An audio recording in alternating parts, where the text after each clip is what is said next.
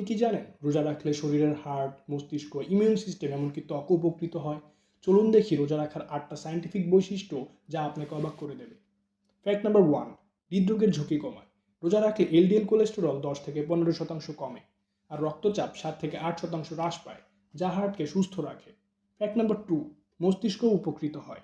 রোজা রাখলে BDN factor 10 থেকে 20% পর্যন্ত বৃদ্ধি পায়, যা নিউরন গঠনে সাহায্য করে এবং স্মৃতিশক্তি ও ফোকাস বাড়ায়। ফ্যাক্ট নম্বর 3, ক্যান্সারের ঝুঁকি কমাতে সাহায্য করে। গবেষণায় দেখা গেছে রোজা কিছু ক্যান্সার কোষের বৃদ্ধি 20 থেকে 30% পর্যন্ত ধীর করে ফেলে, ফলে শরীরের ক্যান্সার কোষ প্রতিরোধী ক্ষমতা শক্তিশালী হয়। ফ্যাক্ট নম্বর 4, প্রদাহ হ্রাস করে।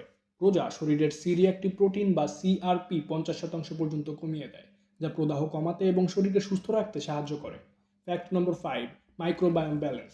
ভালো ব্যাকটেরিয়া 20 থেকে 30% পর্যন্ত বৃদ্ধি পায়, যা হজম, মেন্টাল হেলথ এবং শরীরের ইমিউনিটি বাড়ায়। ফ্যাক্ট নম্বর 6, হরমোনাল ব্যালেন্স। রোজা রাখলে গ্রোথ হরমোনের লেভেল 500% পর্যন্ত বৃদ্ধি পেতে পারে, যা মাংসপেশি বাড়াতে এবং শরীরের ফ্যাট কমাতে সাহায্য করে।